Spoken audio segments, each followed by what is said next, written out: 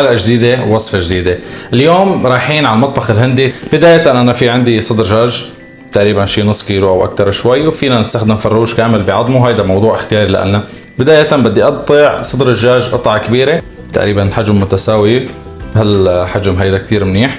هلا بداية بدي أحط للدجاج معلقة ثوم صغيرة ومعلقة زنجبيل مبروش، وبدنا نحط لهم شطة حرة قد نحن ما بنحب، معلقة بابريكا صغيرة يعني أقل من معلقة بشوي، وملح.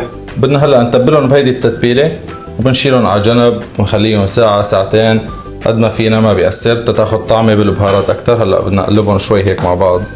هلا بدنا نحط هون عندي تقريبا شي 150 جرام أو 200 جرام لبن زبادي. بدي أحط لهم نص معلقة كمون، بدي أحط لهم نص معلقة كركم، بدي أحط لهم نص معلقة كزبرة، بدي أحط لهم نص معلقة جرام مسلة، بدي أحط لهم رشة صغيرة هيك شي ربع معلقة أو أقل فلفل أسود. هلا هيدا الخليط بنخلطه هيك مع بعضه وبنشيله على جنب، رح نرجع نعتازه وقت اللي بنكون عم نحضر الطبخة على النار.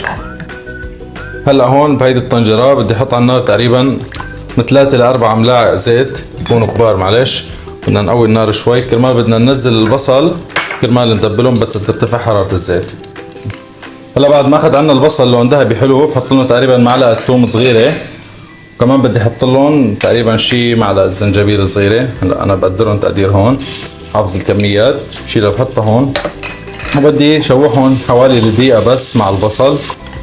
هلا تقريبا بدي اضيف لهم عصير 3 4 حبات بندورة. انا قشرتهم وطحنتهم للبندورة على الخلاط. هلا بعد ما تسبك عنا هون مزيج البندورة والبصل، هلا بدي اضيف اللبن الزبادي اللي عنا هون. هلا بعد ما غلوا مع بعض عدة دقايق، هلا انا رح اضيف عليهم الدجاج وبدي اترك الدجاج كمان بقلبهم شي دقيقتين 3. هلا بهالمرحلة هيدي بدي اضيف لهم تقريبا شي ربع كوب مي عم تغلي، وبدي اتركهم من حوالي 20 ل 25 دقيقة. هلا بعد ما مر 20 دقيقة عنا بدي احط رشة كزبرة خضراء لأنه عنا دجاج استوى، وبدي ادوق الصوص كرمال اذا بدها رشة ملح او بدها تعديل اي شي بهار نزيد لها. هلا راح اخذ شوي من الدجاج مع الصوص وبندقها. بسم الله الرحمن الرحيم. عظيم عظيم. هلا هون انا حقدم معها حضرت رز ابيض. هلا بعد رح اخذ قطعة من الدجاج وزعهم على الرز بهيدا الشكل.